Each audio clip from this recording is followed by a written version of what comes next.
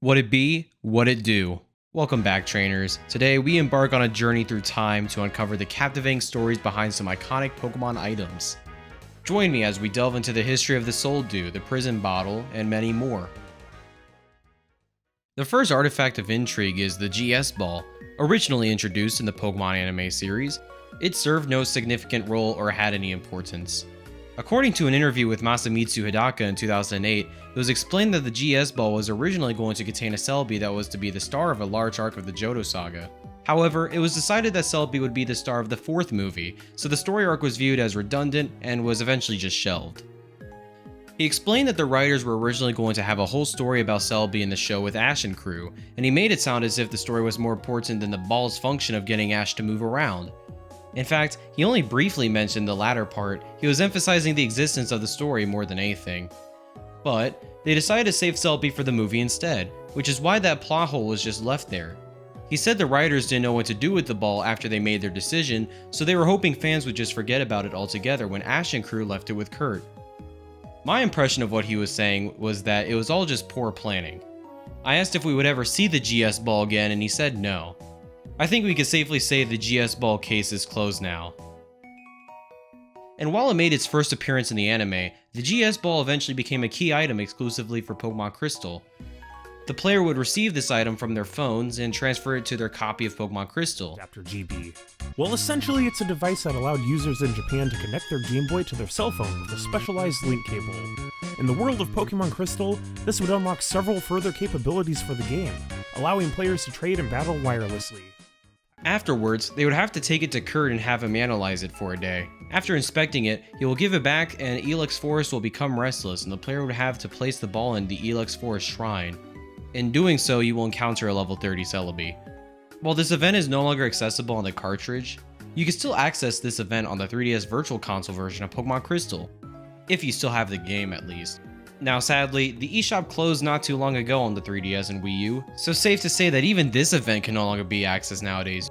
Overall, this legendary item is quite botched. It had no point in being in the anime other than to give us some lovely fan service, and garnered a lot of notoriety for being the most undeveloped item ever.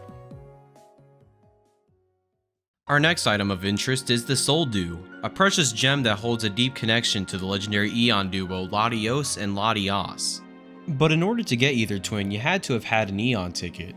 You acquired this item through the e-reader cards, a type of card encoded with data that the Game Boy Advance can interact with. Once you have the ticket, you would have to take it to the Lily Cove City Harbor. The sailor would then take you to the southern island, an island so far to the south that you can't even come back to it. If you had Pokemon Ruby, you would encounter Latios, and with Sapphire, vice versa. When you either catch them or defeat them, they'll drop an item called the Soul Dew. The Soul Dew is like Pikachu's light ball on crack. It increases the Eon's twins' special attack and special defense by 50%, making these twins practically unstoppable against most strategies. What's interesting about this item is after Gen 7 it only boosts Dragon and Psychic type moves by 20%, leaving trainers wondering how such a powerful artifact came to be, and why it became so broken that it was banned by Smogon. Next up, we have the enchanting Eon Flute. This mystical instrument allows trainers to summon the majestic Latios or Latias, granting the player the ability to soar through the skies in the beloved remake Omega Ruby and Alpha Sapphire.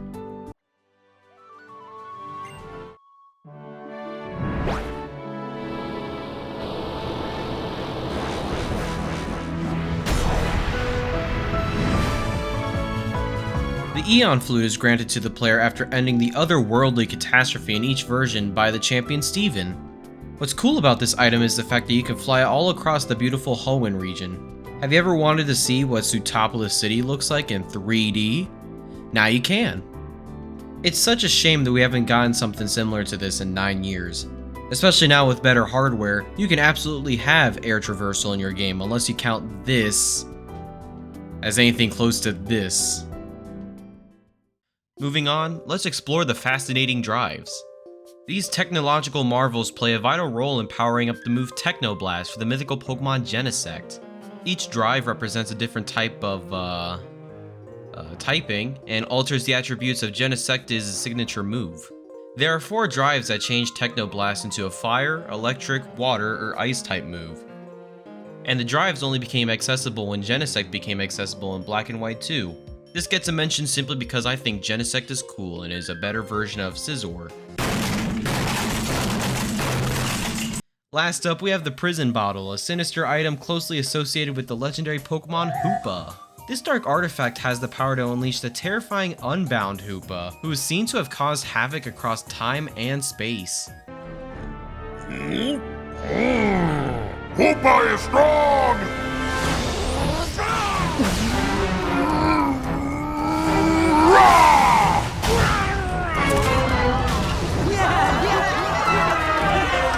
You get this item only in Omega Ruby and Alpha Sapphire, and get it from a Pokemon Center worker if you have a Hoopa in your party. The worker gives you the bottle with a story as well, and the story goes a little something like this. He got this bottle from a strange figure after being essentially robbed. He got robbed. But at least he got the bottle. Anyways, you could change Hoopa into its Unbound form, and when Unbound, it loses the Ghost typing in favor of the Dark type, and gets a huge stat increase in attack and special attack as well. It also has access to the move Hyperspace Fury, which is the alternative to Hyperspace Hole. Hoopa also has an entire movie that I'm just not even gonna fathom talking about. Can I also just add that this thing is very menacing? Like, just look at his holes. His big gaping holes. And there you have it, fellow trainers. We've journeyed through time to explore all of these captivating items. These remarkable artifacts not only add depth to the Pokemon universe, but also leave us with a sense of wonder and curiosity. As we continue our quest to become Pokemon Masters, let's remember to celebrate the rich lore and mysteries that lie within these iconic items. Until next time, MigBRUH out!